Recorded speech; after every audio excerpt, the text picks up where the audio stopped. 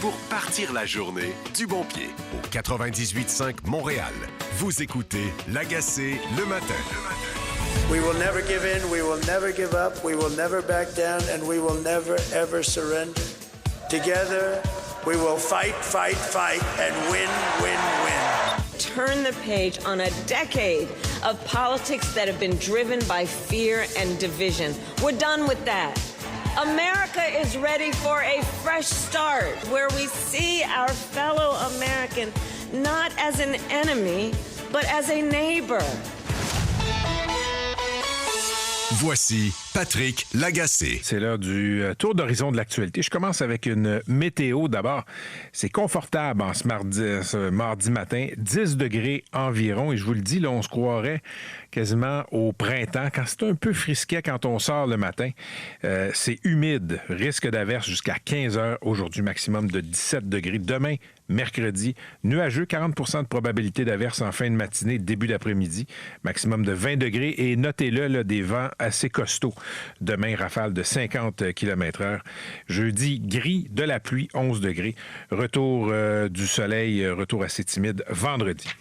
Commençons avec les élections américaines. Après des semaines de campagne, on y est. Les Américains ont commencé à voter dans certains États. Dans certains États, on pouvait commencer à voter à minuit. Et quand je dis on y est, c'est aussi l'aboutissement de 4 ans de préparation de M. Trump pour reconquérir la Maison-Blanche. Donc, on y va d'abord avec les faits. Il y a 7 États clés, ce qu'on appelle les États pivots. Le Nevada, l'Arizona, la Georgie, la Caroline du Nord, Pennsylvanie, Michigan, Wisconsin. Ce sont des États qui sont riches en votes électoraux. On le sait, il y a un collège électoral aux États-Unis. Celui ou celle qui a le plus de votes ne gagne pas. Il faut gagner une majorité de 270 votes au collège électoral. Chaque État vaut un nombre X de votes et le premier qui arrive, la première qui arrive à 270 va gagner. Donc, ce sont les États à surveiller. Et aussi, il faut le dire, il y a 34 sièges de sénateurs qui vont aujourd'hui être en jeu. 435 pour la Chambre des représentants. Donc, tous les sièges de la Chambre des représentants sont aussi en jeu. Et ça, on l'oublie souvent. La personne qui gagne la Maison-Blanche a certains pouvoirs, bien évidemment. Et ils sont de plus en plus grands aussi, il faut le dire. Mais si on veut gouverner plus facilement, il faut avoir des alliés, il faut avoir des majorités au Congrès dans les deux chambres. Donc, on verra, ça aussi, ce sont des luttes à surveiller. Et ce qui est à surveiller aujourd'hui, ce sera le vote des femmes. On est en train de le décortiquer. Il semble que les femmes votent beaucoup plus pour M. Harris, pour Mme Harris, dans une proportion plus grande que ce que les hommes font envers M. Trump. Donc ça, c'est une donnée intéressante. Et il semble qu'encore une fois, la question de l'avortement soit un facteur de motivation pour faire sortir le vote des femmes en faveur des démocrates. Et quand je dis encore une fois, c'est que ça a été un facteur de motivation il y a 2 ans dans ce qu'on appelle là-bas les midterms, les élections de mi-mandat. Donc, qu'est-ce qui va arriver? Les sondages nous montrent que c'est extrêmement serré, bien sûr, et bien malin la personne qui va pouvoir nous dire qui va gagner avec les données qu'on a présentement. Donc, voyons voir. Et je rappelle une autre chose, c'est que il y a 4 ans, M. Biden a gagné, mais il n'a pas gagné le soir de l'élection. La victoire a été confirmée quelques jours plus tard. Je pense que c'est samedi qu'on a confirmé, 5 jours plus tard, que M. Biden avait gagné. Donc, ne vous attendez pas forcément ce soir à savoir, en allant au lit, qui va devenir le prochain président ou la prochaine présidente des États-Unis. Autre chose à surveiller, c'est que c'est une élection atypique dans le sens où M. Trump, depuis 4 ans, sème les graines pour jeter un doute sur cette soirée électorale. Pourquoi? Bien, c'est un peu la philosophie du « pile, je gagne » et « face, tu perds ». Il est en train de créer les conditions, et ses avocats sont à pied d'œuvre, pour jeter un doute sur le scrutin. S'il gagne, il va dire « j'ai gagné », et s'il perd, il va dire « je n'ai pas perdu ». Tout ça a été truqué. Et il y a beaucoup d'agitation aux États-Unis, il y a beaucoup de craintes quant au déroulement du scrutin aujourd'hui. Et on va prendre une seconde pour écouter une déclaration dans une conférence de presse de ce qu'on appelle un district attorney. C'est comme un procureur de la couronne. Ça se passait à Philadelphie. Hier, c'est en Pennsylvanie, un de ses États clés. Anybody who thinks it's time to insult, to threaten people, F around and find out. We do have the cuffs, we do have the jail cells, we do have the Philly juries, and we have the state prisons. So if you're going to try to turn an election, we're not playing. F around and find out. F around and find out. On est dans une radio française, donc je vais le dire. Fuck around and find out. C'est une expression en anglais qui dit « Si vous niaisez, vous allez subir les conséquences ». Et ce qu'il dit, ce procureur, c'est « Écoutez, si vous essayez d'intimider, de perturber l'élection, on a des menottes, on a des grands jurys et on a des prisons dans l'État de Pennsylvanie. On niaise pas. » Et oui, ça peut être rassurant, mais je vous le dis, ça fait des années que je suis les élections américaines. Je suis un nerd d'information depuis que je suis un adolescent. Ça m'intéresse. J'ai jamais vu ça, une élection comme ça. Et le simple fait qu'un district attorney d'un grand État comme la Pennsylvanie se sente obligé d'envoyer une sorte de rappel comme ça, en soi, c'est effrayant. Il y a aussi l'Arizona, qui est un autre État clé, où, il y a 4 ans, il y a eu beaucoup d'intimidation. Il y a eu beaucoup d'intimidation judiciaire des partisans de M. Trump qui ont essayé de renverser les résultats de l'élection que M. Biden a gagné dans cet État-là. Il y a eu intimidation aussi de gens qui sont responsables de ce qui autrefois était quasiment des postes cérémoniaux. T'es un directeur d'élection, c'était pas un poste qui était politisé, c'était pas un poste politisant. Les gens, polarisant, pardon. Les gens qui ont occupé ces postes-là en Arizona et ailleurs ont été la cible de pression épouvantable pour trouver des votes, comme avait dit M. Trump à un de ses responsables d'élection en Georgie. Trouvez-moi 11 000 quelques cent votes, là, j'ai besoin de ça. Et c'est un républicain en Georgie, il avait dit non, désolé, nos chiffres sont bons et j'ai confiance en nos chiffres. Mais il y a eu une pression de M. Trump lui-même, ça lui a valu des poursuites aussi. Et ces poursuites-là, c'est ça qui est étonnant, ça ne l'a pas dissuadé. Il continue dans la même voie. Et on peut pas, quand on regarde ce qui se passe aux États-Unis, on ne peut pas faire autrement que de prendre acte de la puissance de la désinformation. Et ce que j'entends par désinformation, oui, il y a les réseaux sociaux, oui, il y a des nouveaux sites d'information numérique, mais c'est aussi l'environnement de désinformation. Ça a commencé avant Internet. Il y a, avant ça, l'ancêtre de la désinformation. On trouvait ça beaucoup dans ce qu'on appelait le talk radio, qui n'était pas de droite, qui était d'extrême droite. Ce que vous lisez dans les forums Internet aujourd'hui, ça se disait sur les ondes de certaines radios, mais parce que c'était la radio, c'était moins pris au sérieux. Fox News est arrivé. Fox News est arrivé et a créé aussi des réalités parallèles. Il y a depuis quelques années, des réseaux de télévision qui sont à la droite de Fox News. Et on dit qu'on crée des bulles, mais on crée des réalités personnelles, des réalités parallèles. Quand vous lisez ce qui se passe sur Twitter, par exemple, quand vous êtes Elon Musk et que tout ce que vous envoyez comme message est faux, exagéré, inventé, il y a des gens qui vous suivent, qui vous idolâtrent, bien, ils pensent qu'ils vivent dans ce monde-là. Donc, quand ils se réveillent le lendemain d'une élection et que leur candidat n'a pas gagné, ben ils se disent « on a été volé ». Plus vous créez de la désinformation, plus ça a un effet dans le réel. C'est pas juste dans la tête des gens. Et on le voit avec l'élection américaine. Ça s'est vu ailleurs.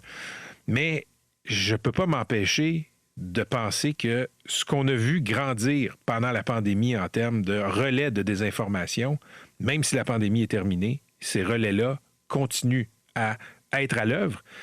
Et les Américains sont très bons d'abord pour créer ces relais-là, mais il ne faut pas oublier aussi qu'il y a des puissances, comme la Chine, comme la Russie, qui ont tout intérêt à attiser les divisions dans des démocraties comme les États-Unis. C'est vrai aussi en Europe. On l'a vu avec le Brexit. Les Russes étaient très contents que les Britanniques se déchirent entre eux et très contents de voir les Britanniques quitter l'Union européenne. Pourquoi? Tout ce qui affaiblit les démocraties, les structures démocratiques en Occident, c'est parfait pour Poutine, c'est parfait pour les Chinois.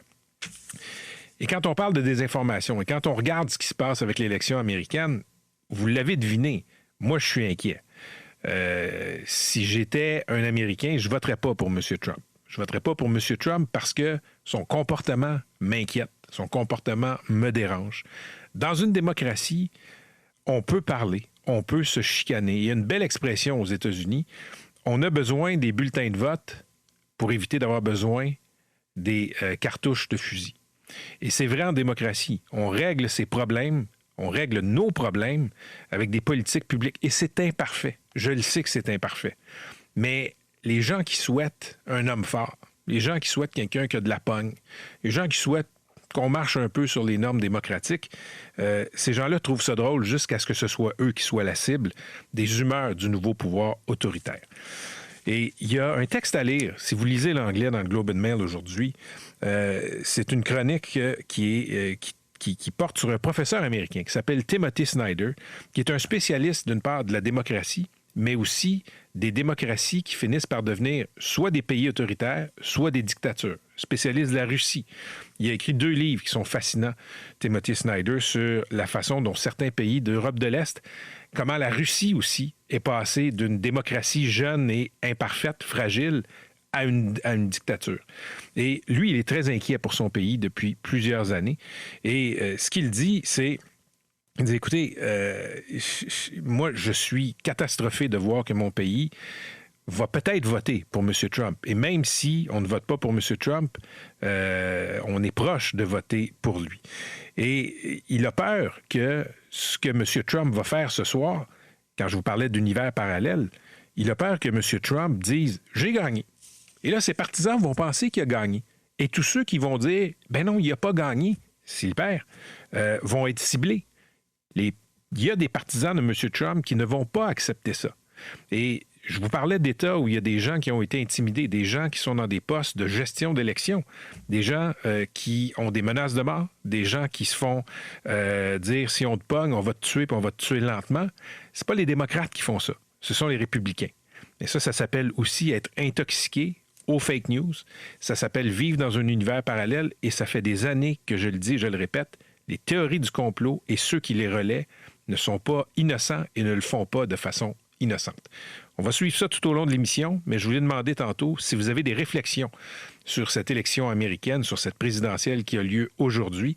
Écrivez-moi, je suis curieux de savoir ce que vous pensez. 98985, mon courriel, patrick@985.ca. Je reste sur l'international une seconde. C'est une nouvelle qui est sortie hier dans le Wall Street Journal. Et ça concerne la Russie et ça concerne les vols d'avions vers l'Amérique du Nord en partance de l'Europe. Donc, le Wall Street Journal qui a relayé des informations, semble-t-il que la Russie tenterait de faire installer sur des avions qui sont en partance pour l'Amérique du Nord, pour le Canada, pour les États-Unis, des engins qui pourraient être actionnés à distance pour non pas exploser, mais pour prendre feu. Et il semble que, selon le renseignement américain, selon la justice en Europe, là, notamment en Pologne où on a arrêté des gens là, en rapport avec ce complot-là, semble-t-il que c'est une vengeance contre les pays qui soutiennent l'Ukraine dans son invasion de la Russie. Donc, c'est à lire je vous disais que c'était dans le Wall Street Journal, là, c'est un peu partout dans les quotidiens aujourd'hui, mais c'est une nouvelle assez inquiétante. Dieu sait qu'il y a beaucoup de gens qui prennent l'avion. Et quand on connaît le régime de Poutine, quand on sait ce dont ces gens-là sont capables, sont absolument capables, oui, c'est pas vraiment de la science-fiction de penser qu'ils pourraient s'en prendre à l'aviation civile. Retour au pays, il y a Vincent Marissal et Québec solidaire qui saluent le ministre Christian Dubé qui a annoncé, là, hier, il était à notre micro, M. Dubé, qui a annoncé qu'on voulait forcer les médecins qui sont formés au Québec, qui sont formés avec l'argent des contribuables québécois, à pratiquer au moins quelques années dans le régime public québécois. Donc, l'idée de M. Dubé, et après ça, on va voir si c'est facile à appliquer dans le réel, mais l'idée de M. Dubé, c'est de dire aux médecins, non, vous faites votre médecine ici, non, vous ne pouvez pas aller pratiquer en Ontario, vous ne pouvez pas aller pratiquer aux États-Unis, vous ne pouvez pas aller pratiquer au Québec directement au privé. Vous allez travailler dans le public. Mais ce que M. Marissal de Québec solidaire, le critique en santé de Québec solidaire, dit, c'est, par contre, il faudrait aussi s'attaquer aux médecins québécois qui se désaffilient temporairement. Il y a des médecins comme ça qui sont dans un régime de porte tournante.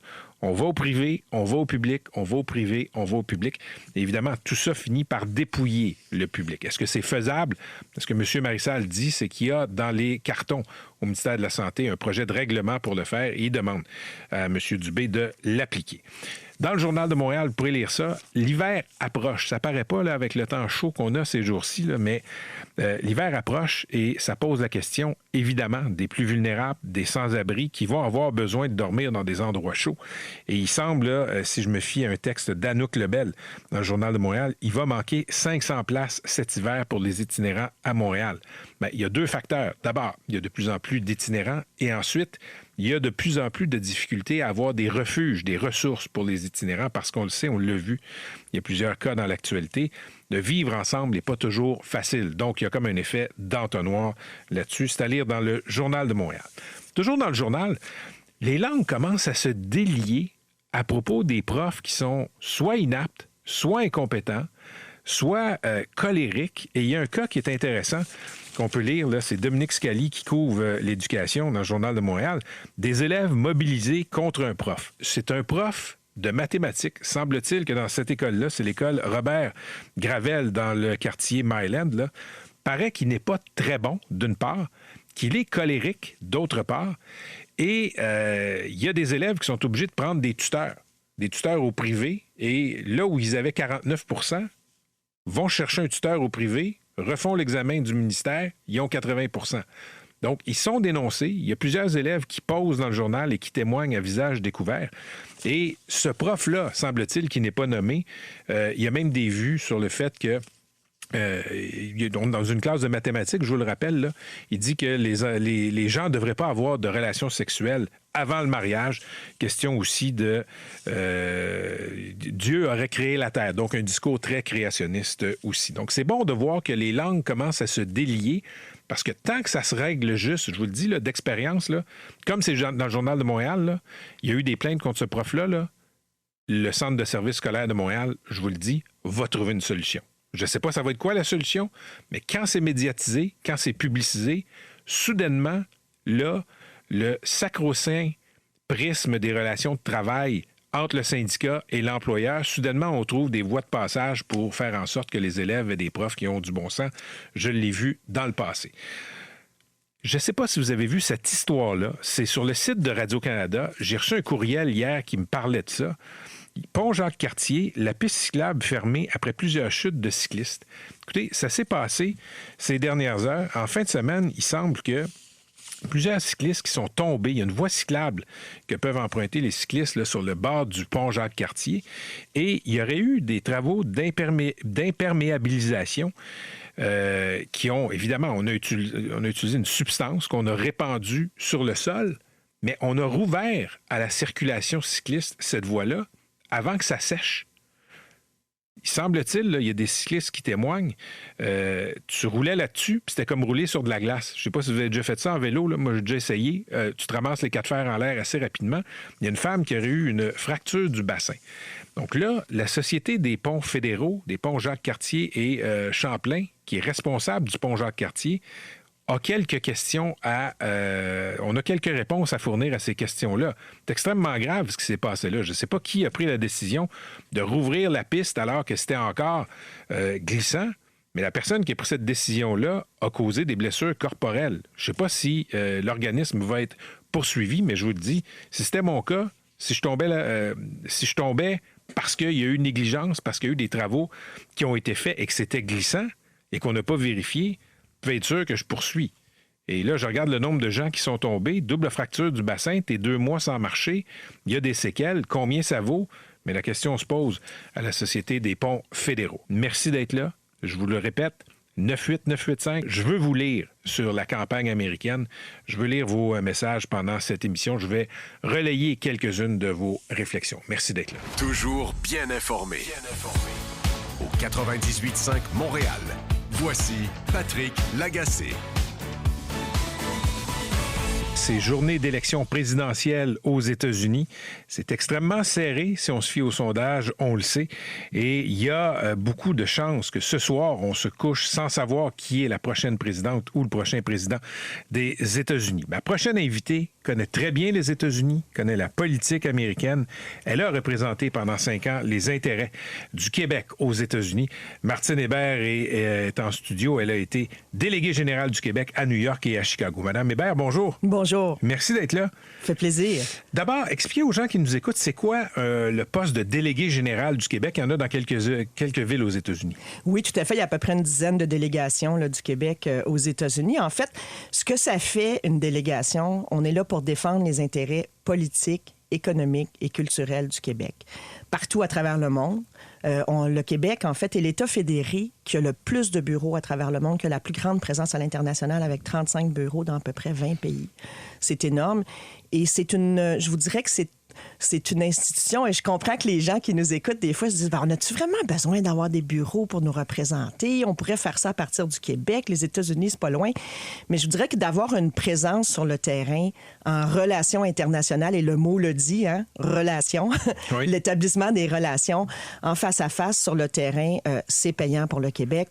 Et c'est un gros avantage qu'on a d'ailleurs aussi sur nos voisins des autres provinces canadiennes. Là, Mme Hébert, vous avez été déléguée à Chicago, oui. À la fin du régime de l'administration de M. Trump, au début de l'administration de M. Biden. Après ça, vous êtes allé à New York. Comment vous voyez la campagne qui vient de ce qui est en train de se terminer? Je vous dirais que c'est très différent de ce que c'était. En fait, on avait déjà eu un avant-goût de M. Trump avant cette campagne-ci, mais à ce point-là, je vous dirais que c'était pas aussi fort que ce l'est maintenant. Et la différence entre ce qu'on a vécu en 2016, 2017 et ce qu'on a vu en 2020, c'est que les équipes de M. Trump se sont solidifiées et sont prêtes. On est beaucoup plus dans le mensonge qu'on ne l'était. Le mensonge est devenu la normalité. N'est-ce pas? Donc, le mensonge et la violence aussi, hein, parce qu'on a vu les propos violents. Donc, oui. C'est sûr qu'on est dans une dynamique où cette absurdité-là, je vous dirais, s'est beaucoup renforcée chez la base électorale et aussi autour de M. Trump dans ses équipes. Donc, comment tout ça va s'articuler si c'est lui qui remporte aujourd'hui? Écoutez, je pense que ça risque d'être très problématique, là, non seulement pour le Canada, le Québec, mais à l'échelle mondiale. Madame Hébert, vous étiez là, je le disais, là, à Chicago, à New York, vous représentiez le Québec auprès des Américains, donc les intérêts économiques aussi du Québec. Et quand on parle de politique américaine, à cette antenne, je le note aussi dans la presse, la majorité des gens sont intéressés. Mais il y a des gens qui nous disent aux journalistes, pourquoi vous parlez tant que ça des États-Unis? C'est pas notre pays, ça n'a pas rapport avec nous. Vous connaissez la nature de l'impact que l'économie américaine peut avoir sur notre économie. Pourquoi c'est important ce qui se passe là-bas? Bien, c'est super important. D'abord, notre premier partenaire commercial à l'échelle mondiale, ce sont les États-Unis, tant au Québec qu'au Canada. Le 3/4 de nos exportations au Canada vont aux États-Unis, à peu près le même pourcentage au Québec. Donc, c'est important pour des milliers d'emplois à la fois à l'échelle canadienne et au Québec. Et ce qui est intéressant de noter aussi, les Américains donnent l'impression qu'ils perdent au change, là, mais le Canada est aussi le premier client pour 34 États américains. Et ça, quand on fait de la diplomatie économique, justement, comme je parlais tantôt... Là, ça, c'est quelque chose que vous dites au gouverneur là-bas. Oui, c'est quelque chose qu'on dit non seulement au gouverneur, mais aux représentants, aux sénateurs qu'on rencontre, lorsqu'on propage la bonne nouvelle, de dire, quel est l'intérêt qu'on a à maintenir nos échanges, puis à maintenir une fluidité entre nos échanges commerciaux. Donc, ça, c'est la première chose. L'autre chose qu'on dit toujours, nos marchés sont extrêmement liés, hein, puis on dit toujours qu'on voudrait diversifier les exportations, mais faire affaire avec les Américains, c'est facile, c'est proche, on parle le même langage au niveau des affaires, c'est à quelques heures de route, les modes de transport sont super faciles, donc, et sont abondants. Donc, c'est sûr que pour nous, ça demeurera toujours un marché de première importance, c'est clair. On sait qu'il y a chez les Américains une tendance au protectionnisme. On veut ériger des barrières tarifaires et c'est encore plus vrai du côté républicain, en tout cas du côté de M. Trump. S'il gagne et qu'il met à exécution sa menace de mettre des tarifs de 20 10 et des fois plus sur les importations, sur ce qui rentre aux États-Unis, quel impact ça pourrait avoir au Québec? Bien, c'est sûr que ça va affecter nos exportations parce que ça va faire augmenter le prix des produits québécois qui sont achetés par les entreprises américaines et par les consommateurs américains. Même chose pour le Canada. Donnez-nous un exemple concret. Bien, un exemple concret, je vous donne un exemple. Une compagnie qui fabrique des luminaires. OK, qui est établie aux États-Unis. Et là, il y a des pièces, il y a des fabricants de pièces de luminaires qui sont au Québec, qui sont excellents d'ailleurs, qui ont des clients américains. Et ça va faire augmenter le prix de ces composantes-là dans le luminaire. Donc, c'est sûr que l'entreprise américaine ne pourra pas demain matin changer sa chaîne de production là, en claquant des doigts comme ça. Mais à terme, elle va probablement décider de faire des changements à l'interne pour arrêter d'importer ces pièces-là. Même chose donc, ça va faire diminuer nos exportations. Même chose pour des entreprises, par exemple, qui exportent des produits alimentaires. Je pense à Boulard, une entreprise comme Boulard, une entreprise comme Fruits d'Or. Ça va avoir un impact sur les prix que leurs clients américains vont payer pour ces produits-là parce qu'il va y avoir une taxe supplémentaire qui est imposée, ni plus ni moins, qu'on appelle un tarif. Je lisais un article la semaine dernière, les sœurs McGuire, qui fabriquent des chaussures, qui sont établies à New York, justement, petite entreprise PME québécoise intéressante. Elles aussi sont inquiètes. Ça va faire augmenter le prix de leurs produits aux États-Unis. Donc, vous savez, c'est ça l'impact réel. Mais l'impact réel que Trump ne dit pas, c'est sur les Américains aussi. Ça va augmenter parce qu'eux aussi vont payer plus cher. Ben oui, ben c'est sûr. Eux autres aussi vont payer plus cher. Nos économies sont tellement intégrées que effectivement, ça va gonfler la facture pour beaucoup de produits pour les Américains. Madame Hébert, vous êtes économiste. Vous avez travaillé pour la Fédération canadienne de l'entreprise indépendante. Vous avez représenté nos intérêts commerciaux aux États-Unis. Donc, vous avez parlé avec des décideurs d'affaires, des gens qui font des politiques publiques. Est-ce que M. Trump comprend l'économie? C'est une bonne question. Je pense que oui, mais M. Trump, ce qu'il fait, c'est qu'il passe des messages qui sont sexy politiquement. Je veux dire, lui, ce qu'il souhaite faire avec ses tarifs, c'est de dire, moi, je vais protéger les jobs des Américains, moi, je vais protéger les travailleurs d'ici. Donc, on va produire aux États-Unis, on va rapatrier la production ici, on n'a pas besoin des autres, et on va créer des jobs chez nous. Le fait est, toutefois, que quand on regarde le bilan, il se présente comme le champion de l'économie, là, puis je l'ai regardé le bilan, et Patrick, j'ai fait l'exercice aussi de faire le bilan sans la COVID et avec la COVID. Et dans les deux cas, c'est pas M. Trump qui gagne, qui est le champion de la création d'emplois pendant son mandat, là, c'est M. Biden. Donc, même chose pour le chômage. Vous rejoignez, Martine Hébert, ce que Marie-Ève Fournier m'a dit il y a quelques minutes dans la chronique financière.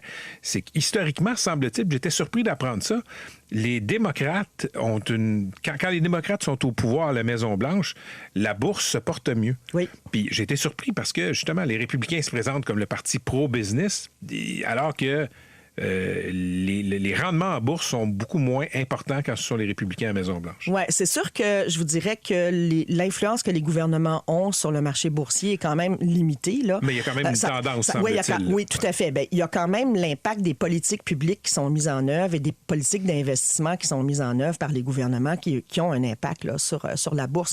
Mais si on regarde dans la perspective de la population, ce qui fait mal aux démocrates à l'heure actuelle aux États-Unis, là, c'est le problème de l'inflation. Parce que quand on regarde le revenu réel, au moment où on se parle, le revenu réel des Américains, c'est-à-dire le revenu qui gagne moins l'influence de l'inflation sur leur revenu, là, quand on regarde ça, il est plus élevé aujourd'hui qu'il ne l'était en 2019. Donc, avant la COVID. Et donc, oui. Donc, la perception d'être plus pauvre, elle n'est pas vraie? Ben non, elle est vraie parce qu'il y a eu une période pendant le mandat Biden d'à peu près 2 ans où les gens ont vécu une très forte inflation. Vous savez, ils s'en souviennent. Quand votre panier d'épicerie augmente de plus de 20 %, même chose pour le logement, même chose pour l'essence, même chose pour un paquet de biens essentiels comme ça. Je veux dire, les Américains s'en souviennent puis ils voient bien qu'aujourd'hui, même si leur salaire est plus élevé, pour le 100 $ d'épicerie qu'ils faisaient avant, ben, ils ont pas mal moins de stock dans leur panier qu'il y en avait il y a avant cette période inflationniste-là. Le problème, c'est qu'on met la faute sur M. Biden et le gouvernement. Mais le gouvernement, il n'en peut pas grand-chose là, de l'inflation mondiale qui a suivi la période de COVID. Là. En terminant, Martine Hébert, je pense que les États-Unis, c'est un pays que vous aimez, que vous connaissez. Manifestement, vous avez représenté les intérêts du Québec pendant 5 ans là-bas. Et ces 5 années-là ont chevauché la fin du régime de l'administration Trump et le début de celle de Biden. Avez-vous une prédiction pour ce soir? Je vous dirais que si Trump rentre, je pencherais pour dire qu'il va rentrer avec une faible marge, alors que si Mme Harris rentre, elle risque de rentrer avec peut-être une marge plus importante que ce qu'on peut présager. Je vous dirais aussi que pour le Québec et pour le Canada, c'est sûr qu'un gouvernement démocrate va nous offrir beaucoup plus de prévisibilité que M. Trump, où on était toujours à un tweet près le matin, hein, selon son humeur avec laquelle il s'est élevé, d'avoir un nouveau tarif ou de déchirer un accord. On va surveiller ça avec intérêt. C'était la première fois qu'on se rencontrait. J'espère que c'est pas la dernière. Merci beaucoup, Mme Hébert. Bonne journée. Plaisir partagé. Et merci. Bonne soirée électorale. Martine Hébert est économiste et aussi ex-délégué général du Québec à New York et à Chicago. Tout ça entre 2019 et 2024. Toujours bien informé. Au 98.5 Montréal. Voici Patrick Lagacé. On n'est pas l'hiver, il n'y a pas de glace, mais la piste cyclable du pont Jacques-Cartier ces dernières heures a été transformée en patinoire. Je vous l'ai dit, on n'a pas tombé là, sous le point de congélation. Ce qui est arrivé, c'est que des travaux d'imperméabilisation ont été effectués. Ça a rendu la chaussée super glissante. Et il y a plusieurs cyclistes, semble-t-il, qui ont fait des chutes assez graves. On va parler immédiatement avec Sébastien Portebois, cycliste, et sa conjointe Véronique est à l'hôpital en convalescence après avoir fait une chute. Monsieur Portebois, bonjour. Bonjour. Comment va votre conjointe Véronique d'abord? Le moral est bon, par contre le physique, forcément, là, il y a une double fracture du bassin, donc ça va prendre quelques semaines, mais au moins le moral est bon et bon, on sait que maintenant ça va faire que s'améliorer. Double fracture du bassin, c'est pas rien. Qu'est-ce qui s'est passé? Est-ce que vous étiez là sur place quand elle est tombée? Ouais, en fait, on est tombé exactement au même moment, j'étais une vingtaine de mètres devant. Donc c'est ça, en fait, on est rentré sur le pont samedi vers 12h30. La première montée du pont, exactement comme d'habitude, il n'y a rien à signaler. Visuellement, il n'y avait absolument aucun indice qu'il y avait eu des travaux ou quoi que ce soit. Et en fait, quand on commence à descendre, comme pour aller sur l'île Sainte-Hélène, là, tout d'un coup, alors que c'est en ligne droite, ça a dérapé, mais vraiment, là, la roue arrière qui chasse, vraiment perte de contrôle. J'ai réussi à garder le contrôle plus longtemps. Je suis tombé, en fait, juste avant la première chicane. Et en fait, quand je tombais, j'ai vu ma femme qui tombait derrière moi, donc une vingtaine de mètres derrière moi. Et en fait, je fais partie des chanceux qui, entre guillemets, ont juste des éraflures. Et c'est quand j'ai vu qu'elle se relevait pas, en fait, que je suis venu, qu'on a constaté que là, c'était plus sérieux. Deux cyclistes qui arrivaient derrière, et là, en fait, ont, entre guillemets, eu la chance que, comme elle était à terre, en train de bloquer la piste, on ralentit avant d'arriver sur la piste dangereuse, donc eux ne sont pas tombés. Et tout le temps qu'on essayait de la relever, en fait, qu'on comprenait, au début, on pensait que c'est la hanche qui était touchée. On avait 6 cyclistes qui arrivaient de ralentir, et malgré ça, alors qu'ils arrivaient vraiment doucement, on a vu 5 cyclistes comme ça qui sont tombés en arrivant en remontant, qui arrivent sur la zone dangereuse. Les seuls qui ne sont pas tombés, en fait, c'est ceux qui étaient obligés de ralentir et d'arriver au pas avant d'arriver sur la zone dangereuse parce que quelqu'un était à terre. Sur les 15-20 minutes qu'on était là, tout le monde qui arrivait à plus de 5 km/h tombait. Sans aucune signalisation. Donc, pas de signalisation pour vous dire que la chaussée était glissante. Comment vous avez appris, M. Portebois, que ce sont des travaux d'imperméabilisation qui étaient à blâmer? En fait, on a eu la chance de passer du temps aux urgences, là, comme tout le monde peut l'expérimenter des fois. Donc c'est à ce moment-là qu'on a essayé de comprendre ce qui se passait. Et en fait, on a appris, donc après coup, que le pont avait rouvert juste une demi-heure avant qu'on passe, suite à des travaux. Au début, c'était pas clair quels travaux, et donc c'est en cherchant qu'on a compris que c'était des travaux d'imperméabilisation, mais c'était confirmé par la Société des ponts, qui a communiqué hier là-dessus, quand le pont a été refermé, a priori jusqu'à nouvel ordre, jusqu'à sans date définie. Mais donc ça, je ne sais pas quel test, s'ils ont fait des tests avant de le rouvrir, parce que visiblement ça n'a pas été testé. Mais c'est ça, le plus fou, c'est qu'il y a zéro signalisation. À l'épicerie, vous avez des petits, dès que le sol est glissant, il y a la moindre signalisation. Il n'y a aucune chance qu'on sache qu'il y avait le moindre risque. Donc c'est ça. Mais en fait, ce qui est décrit comme étant une patinoire sur laquelle vous rouliez, ça, au-delà de la signalisation, M. Portebois, je pense que ça n'aurait pas dû être ouvert, cette piste-là, dans les circonstances. Non. Ils s'en sont rendus compte, c'était refermé, en fait. En essayant d'évacuer la femme, on a croisé un employé, je ne sais pas si c'est un employé de la Société des ponts, en tout cas quelqu'un d'une compagnie de travaux, qui s'est excusé pour la situation. Et à peu près 15-20 minutes après qu'on l'ait croisé, le pont, la piste multifonctionnelle a été refermée. Donc c'est ça jamais ça aurait dû être ouvert. Et c'est un peu le plus triste, c'est que des accidents plus graves arrivent, mais là c'est totalement évitable avec les moindres vérifications basiques. Donc c'est un peu ce côté gâchis qui est triste en fait. Est-ce que vous avez songé, vous et votre conjointe, à engager un recours contre la Société des ponts fédéraux qui gère le pont Jacques-Cartier? On n'est pas décidé, mais on en discute. Surtout qu'en plus, pendant l'attente aux urgences, j'ai communiqué avec la Société des Ponts, mais qui, pour l'instant, à l'heure d'aujourd'hui, n'a toujours pas répondu. Donc, s'il faut avoir une réponse jusque-là, on va peut-être le faire, monsieur. Monsieur Portebois, merci de nous avoir parlé. Vous n'êtes pas le seul à avoir chuté. Votre conjointe aussi, d'autres cyclistes. Je pense que c'est une piste qui n'aurait jamais dû être ouverte. Et transmettez nos bonnes pensées à votre conjointe Véronique, qui a une double fracture du bassin. Merci beaucoup. Merci beaucoup. Sébastien Portebois, mais je vous le dis, la Société des ponts fédéraux a quand même des explications à donner là-dessus. Là. Cette description-là qui est faite par Sébastien Portebois, elle est recoupée par d'autres témoignages. J'ai reçu des courriels. Je ne pense pas que cette piste-là aurait dû même être ouverte. Ça a été transformé en patinoire. Parlons maintenant de renouvellement d'hypothèques. On le sait, il y a des gens qui ont contracté des hypothèques alors que les taux d'intérêt étaient à quoi? 1 2 ça a augmenté. Il y a des renouvellements qui s'en viennent. Et l'année 2025 est sur le viseur de beaucoup d'économistes, notamment l'économiste en chef adjointe à la Société canadienne d'hypothèques et de logement. Elle s'appelle Tania Bourassa Ochoa. Elle est au bout du fil. Madame Bourassa Ochoa, bonjour. Bonjour, bon matin. Merci d'être avec nous. Qu'est-ce qui va se passer en 2025 pour plusieurs Canadiens? Oui, bien en fait, en 2025, à peu près 1,2 million d'emprunteurs hypothécaires vont devoir renouveler leurs prêts hypothécaires. En 2026, on parle d'à peu près 900 000, donc proche d'1 million également. Puis en fait, nous, du côté de la SCHL, c'est sûr qu'on regarde la situation des renouvellements de très près parce qu'il y a effectivement un risque qui se dessine à l'horizon.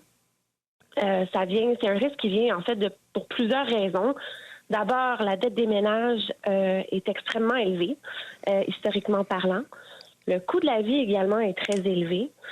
Chez certains ménages, on commence à voir des signes, puis je dis on commence, mais ça fait quand même quelques trimestres, même voire années, qu'on commence à voir une pression financière chez certains ménages, notamment des ménages qui ont un prêt hypothécaire.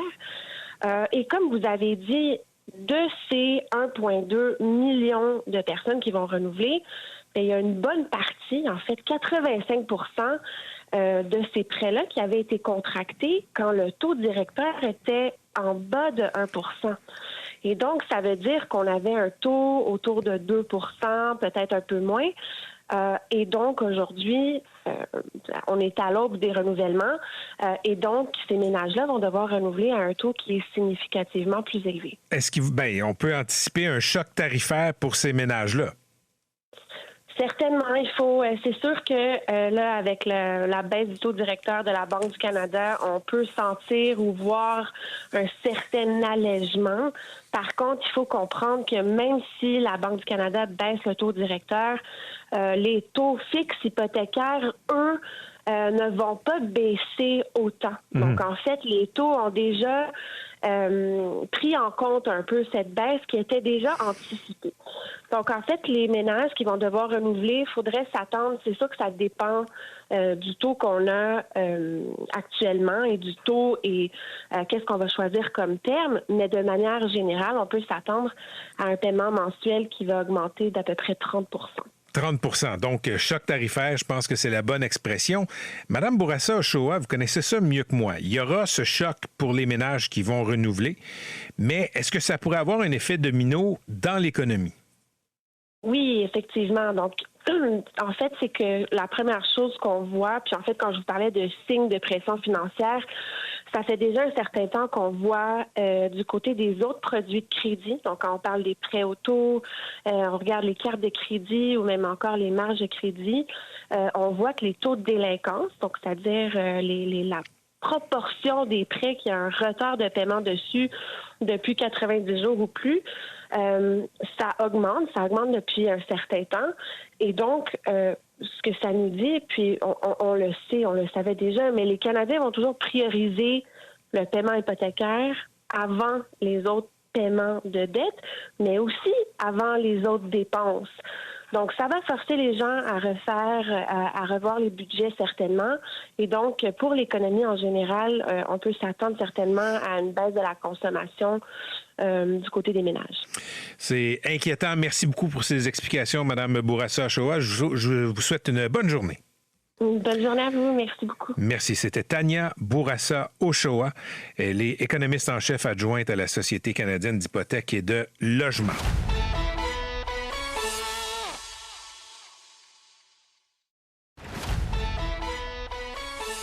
Voici Patrick Lagacé. On le sait, il y a dans les cartons à Québec là, des projets pour réévaluer les cibles d'immigration.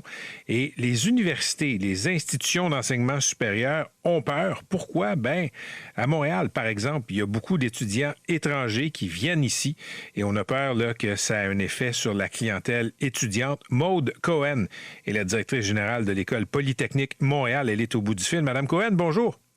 Bonjour. Comment vous accueillez à Polytechnique là, cette ambition du gouvernement du Québec de réduire là, les seuils d'immigration? Oui. Bien, écoutez, d'abord, je vais mettre en perspective qu'il y a quand même une série de mesures fédérales et provinciales qui, en ce moment, affectent la question des étudiants internationaux. Ce que nous, on prône, en fait, qu'on met de l'avant, c'est qu'un étudiant international, c'est une immigration qui est quand même parfaite d'un point de vue économique. C'est un étudiant qui a un diplôme en français, qui a un diplôme au Québec, qui n'a pas d'enjeu d'équivalence. Mais ce qu'on prône aussi, surtout chez nous, à Polytechnique, c'est que les étudiants étrangers composent la majorité de nos étudiants au cycle supérieur en maîtrise recherche et en doctorat. Et donc, c'est une contribution significative à la recherche au Canada, à l'innovation dans nos industries, parce que nos projets de recherche se font en collaboration avec l'industrie et les institutions publiques. OK. Là, je vous écoute, puis c'est un point de vue là, qui est rationnel, mais je me mets à la place de quelqu'un qui cherche un logement, qui a besoin d'un médecin de famille, qui a besoin d'un CPE pour ses enfants, qui entend que l'immigration a un impact sur tout ça. On leur dit quoi à ces gens-là? Oui, évidemment, ça a un impact sur tout ça, mais ce qui a aussi un impact à l'heure actuelle, c'est le manque criant de main-d'œuvre qualifiée. Et ce manque criant de main-d'œuvre qualifiée-là ne peut pas se faire avec la courbe démographique au Québec. On le sait tous, là. C'est un acquis. Cependant, quand on regarde le type d'immigration qu'on aurait besoin, c'est une immigration qui peut contribuer de façon significative et rapidement à cet enjeu-là de main-d'œuvre-là, parce que l'enjeu de main-d'œuvre contribue à l'inflation aussi. Parce que quand on manque de main-d'œuvre, on a tendance à rémunérer davantage la main-d'œuvre. Je veux pas que les gens aient pas un bon salaire, là, c'est pas ça ma question. Mais la question, c'est comment est-ce qu'on peut, de façon collaborative, s'assurer que l'immigration qu'on a est une immigration de qualité qui vient contribuer rapidement. Et ça, honnêtement, à nos yeux, c'est un étudiant international. Donc, vous êtes en train de dire qu'avec ces cibles-là, révisées à la baisse, là, sans égard, disons, aux étudiants internationaux dans des universités comme Polytechnique, bien, collectivement, on se tire dans le pied. Bien, tout à fait. Puis je reviens sur la recherche et l'innovation qui se fait dans les laboratoires de Polytechnique. 60 de nos étudiants en maîtrise, 70 de nos étudiants en Polytechnique en doctorat sont des étudiants internationaux. Ça, ce sont des étudiants là, qui vont directement dans les entreprises, bien souvent faire des projets de recherche en collaboration avec les entreprises pour parfaire leur formation. Si on n'a pas cette opportunité-là, on détruit notre capacité à innover et à faire avancer les connaissances au Québec et donc à être compétitif d'un point de vue productivité, ce qui est un terme à la mode, on va se le dire, là, d'un point de vue avancement des connaissances en transition énergétique, intelligence artificielle, cybersécurité, etc. Là, tous les sujets sur lesquels le Québec doit continuer à avoir vraiment un niveau concurrentiel élevé. Et on s'enlève cette capacité-là d'innovation parce qu'on s'enlève de cette intelligence-là, de ce talent-là qui vient directement dans notre recherche et innovation dans les universités et dans les entreprises. Donc, ce que vous voulez, c'est une sorte de dispense pour les étudiants internationaux dans les universités. Bien, idéalement, là, on pense qu'il devrait y avoir vraiment une réflexion par rapport à cette question de quota-là, parce que les étudiants contribuent vraiment de façon importante et rapidement à notre économie. Mais ce qu'on souhaite idéalement, c'est que si on maintient la question des quotas, c'est d'avoir une prévisibilité. Ce sont des cycles de 2-3 ans là, dans nos universités. Et honnêtement, on voit difficilement comment une latitude, parce qu'il n'y a aucun critère là, dans le projet de loi actuel sur lequel le ministère va se baser pour établir les quotas. Ce qu'on souhaite, c'est avoir une prévisibilité, une compréhension des critères pour qu'on puisse mieux planifier, à tout le moins, notre mission d'enseignement et de recherche qu'on a dans nos universités. Madame Cohen, merci d'avoir été avec nous. Bonne journée. Merci. Au revoir. Maude Cohen est la directrice générale de Polytechnique Montréal. On va parler de l'élection américaine. On a entendu les analystes, on a entendu les chroniqueurs, des experts comme un peu plus tôt à l'émission, on a reçu Martine Hébert. C'est l'ancienne déléguée générale du Québec à Chicago et à New York. Et là, je veux qu'on entende un artiste. On va parler avec Marc Séguin, qui est peintre d'abord, romancier ensuite, cinéaste, chronique aussi. On va prendre un pas de recul. Les États-Unis, c'est une société que Marc connaît bien et je suis très curieux d'entendre son point de vue sur la campagne qui s'achève, ce que veut dire le trumpisme et ce qui nous attend dans les prochains jours. Il est au bout du fil. Salut, Marc. Salut, Patrick. Marc, je le disais, c'est un pays que tu connais bien. Tu as eu un atelier à Brooklyn, tu t'es promené aux États-Unis, il y a des œuvres que tu as faites en peinture qui évoquent les États-Unis. D'abord, je me demandais, quand je te dis le mot Trump, tu penses à quoi? Écoute, la première réaction épidermique me fait dresser le poil ses bras, là, parce que on se rend compte, en fait, j'ai beaucoup de difficultés à comprendre comment un comportement d'enfant narcissique comme ça peut plaire à quelqu'un, peut plaire à des électeurs. Mais avec le pas de recul, je me dis, mettons qu'on cherche plus loin un petit peu là, dans la psyché humaine, là, il faut que ça corresponde à quelque chose. Si presque la moitié des gens votent pour lui ou une majorité va voter pour lui, là, donc, le pas de recul dont tu parlais, je pense qu'il faut absolument le faire puis se questionner, peu importe l'issue des élections américaines. Est-ce que vraiment on est rendu là, dans ce clivage-là, dans ces valeurs et ces convictions-là? C'est grave. D'après toi, Trump est plus une conséquence ou la cause d'un phénomène? Mais en fait, c'est une petite cause, je crois, parce qu'il accélère s'il met de l'huile sur des braises. Sur des cendres, puis il réussit à repartir les feux un peu partout où il passe. Mais je pense que c'est une conséquence. C'est véritablement de choses, de gens qui n'avaient pas de voix, qui ne vont pas parler, qui sont aussi victimes de cette Amérique-là dont on parle peu, hein, celle qui fait en sorte que notre matérialité contemporaine de richesse doit être produite par quelqu'un puis par des gens qui vivent dans l'ombre puis qui n'ont pas de voix, dans le game, là, qui n'ont pas de voix dans le jeu. Fait qu'il les fait parler. Et souvent, ces gens-là qui créent de la richesse, comme tu dis, là, qui sont les bras, les petites mains de la richesse, ben eux, ils n'en ont pas de pouvoir. Ils n'en ont pas de pouvoir, puis là, tout d'un coup, c'est une forme de révolte ou de rébellion, là, puis parlons d'oscillation du pendulier, mais à un moment donné, t'en as assez de te retenir, de ne pas parler puis de ne pas avoir de voix. Quand on te dit, quand ton Amérique ou ton système te dit que ça fait pendant des décennies que tu n'existes pas parce que tu es trop petit, tu sais, et que quelqu'un vient un jour te donner ce pouvoir-là d'avoir une voix, de t'exprimer, je pense qu'il y a des gens là. En fait, Trump est l'écho de ces gens-là. Mais Marc, il y a ça, il y a les sans-voix, les gangs petits, des gens qui travaillaient en usine il y a 25 ans, puis on leur a dit que la mondialisation, c'était fantastique. C'est fantastique pour les gens qui travaillent dans le monde des idées, mais quand c'est toi qui assemblais sur une ligne de montage, puis que la ligne de montage s'en va au Mexique ou ailleurs, tu trouves ça moins le fun. Mais il y a quand même des gens qu'on considérait autrefois de l'élite qui prennent pour Trump quand même. C'est pas toutes des gangs petits. Non, effectivement, c'est là où ça devient troublant, puis ça devient inquiétant, parce qu'on se dit, OK, est-ce qu'on est rendu là? Est-ce que... Tu sais, Patrick, faisons un petit pas à l'arrière. Là, la chose qu'on célèbre partout dans nos idées, puis nos idéologies confortables de Nord-Américains, c'est la démocratie. T'sais. On aime ça dire que c'est le meilleur système du monde, c'est le plus grand, puis c'est le seul qui est juste ou à peu près heureux. Mais tableau, là, ce qui va se passer, là, c'est un exercice pur de démocratie. C'est-à-dire qu'une majorité de gens va choisir peut-être cet homme-là. Ce qui est quand même hallucinant, là. Je pense que c'est là qu'il faut aller trouver la source, les fondements de cette rage-là, de cette insatisfaction. C'est peut-être aussi que l'accélération de la fin du monde qu'on nous annonce depuis des décennies aussi, là, avec les changements climatiques, puis tout ce qui se passe, puis les inégalités, puis les injustices sociales. Peut-être que ça trouve une voie là, puis ça permet à des gens d'exister. Là. Parce que c'est pas juste les États-Unis aussi. Il y a d'autres pays, tu sais, en Europe de l'Est, là, où on a fait un virage, on est passé de la démocratie, puis on commence à avoir un flirt vers l'autoritarisme. Il y a le Brésil, il y a l'Argentine aussi. Il y a quelque chose dans des démocraties où on aime l'homme fort qui a de la poigne. Comment on explique ça? Ben oui, écoute, puis moi je rajouterais avec ça, la Scandinavie, là, la Finlande et la Suède qui sont en train aussi de faire des virages à droite, tu sais.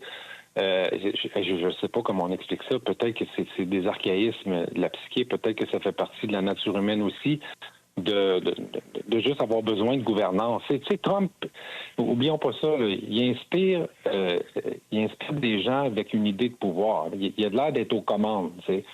Puis parfois, ce qui est immensément malheureux, mais la forme l'emporte aussi sur le contenu. Tu sais. Il y a quand même ça où il y a de l'air du commander-in-chief, tu sais, qui vient, puis parfois c'est assez pour du monde. Alors, tu sais, que je m'arrache les cheveux à essayer de comprendre comment ça se fait qu'après tout ce qu'on a dit sur le traitement qu'il réserve aux femmes, Caroline, il y a encore des femmes qui votent pour lui. Hey, c'est intense là, de savoir, d'essayer de comprendre ça. Puis d'essayer de se dire, ben voyons donc, il y a quelque chose de croche quelque part qui fonctionne pas. Ou c'est notre compréhension à nous, de notre côté de notre belle Amérique blanche, là, qui n'arrive pas à comprendre ces valeurs-là. À moins que la mémoire me fasse défaut, Marc, il me semble t'avoir interviewé juste après son élection à Deux hommes en or. Puis là, bon, on avait vu le personnage outrancier pendant la campagne de 2016, mais on n'avait pas encore vu, et d'autres diraient subi, les 4 ans de présidence. Et tu étais quand même, comment je te dirais, tu étais curieux de voir ce que ça allait donner, dans mon souvenir. T'étais pas, tu le condamnais pas encore. Je le condamnais pas encore. En fait, fondamentalement, sauf sur quelques points, par exemple sur l'avortement ou sur Roe Wade, puis des trucs vraiment évidents qui viennent me heurter, moi, là. Je ne sais pas de l'intérieur ce que ça a donné. Est-ce que vraiment il a mis à feu et à sang l'Amérique? Est-ce que, au contraire, il a ordonné une espèce de fierté? Je ne sais pas, ça. Je sais qu'on a quand même passé à travers ces 4 années-là, tu sais, en se tapant sur le front, puis, tu me pardonneras, mais il crée aussi des névroses, des psychoses chez les journalistes qu'on lit un peu partout. Tu sais, ça en est devenu une obsession, tu sais. Fait que, je veux pas y donner une autre chance. Juste comme candidat, il est répugnant. Fait que, on ne sait pas ce qui va se faire. C'est un homme qui ne correspond pas du tout aux valeurs qu'on essaie d'inculquer à nos enfants ou à une société qu'on veut aimer puis qu'on veut porter vers l'avenir. Puis pourtant, lui, il le fait. Il va devenir l'homme le plus puissant de la planète. T'as dit à quelques reprises, prenons un pas de recul. Puis quand je pense à toi, quand je te lis dans la presse, quand je parle avec toi, je pense que t'es l'illustration du gars qui prend un pas de recul. Ce soir, est-ce que tu vas être scotché à ton écran de télé ou à ton téléphone pour essayer d'avoir les résultats en direct? Écoute, des fois, là, je me déplogue, puis là, je suis très loin, je flotte au milieu du fleuve où je suis déplogué. Je vais vérifier, je vais regarder ce que c'est. Mais le choc que j'ai eu, moi, le matin de l'élection de 2016, je me suis levé, j'ai ouvert la télé, puis j'ai vu Donald Trump, Hillary Clinton. J'en revenais pas. C'était comme si j'avais été parachuté sur une autre planète dans un monde surréel. Je ne souhaite pas ça. Fait que c'est sûr que je vais regarder du coin de l'œil, mais j'ose espérer le contraire. Mais, regarde, qu'est-ce que tu veux que je te dise? On va faire ça, puis si jamais on a passé au travers une fois, je dis, regardons ailleurs, puis tentons de passer à travers ça aussi. Je disais, Marc, que c'est un pays que tu as beaucoup arpenté, que tu as beaucoup décrit dans ton art aussi. Quand tu parles avec l'Américain qui aime Trump, si tu le fais, est-ce qu'il est possible d'avoir une conversation? Mais complètement, parce que les Américains ont ça de beau aussi parfois, c'est qu'ils sont capables de cloisonner leurs idées politiques, d'une part et d'autre, mais je pense que j'ai beaucoup plus de confrontation avec eux, par exemple, sur des sujets comme l'avortement ou les armes à feu, parce que je pense que ça, c'est à la base de leur charte ou de leur constitution. Fait qu'il y a quelque chose là de plus confrontant, ou leur système religieux, qui, à mon avis, est d'une grande hypocrisie aussi, là. J'ai des conversations, mais à un moment donné, on pogne un ravin. On pogne un ravin, puis ça me tente pas de construire de pont ou de faire du bungee, tu sais. Fait que, voilà. Hey Marc, merci, c'est toujours un plaisir. Bonne soirée électorale, puis bon séjour sur ton île. Merci beaucoup. Ciao. À la prochaine. C'était Marc Séguin, peintre, romancier, cinéaste, chroniqueur, qui a beaucoup arpenté les États-Unis, je le disais, et représenté aussi ce pays qui demeure quand même fascinant dans son art.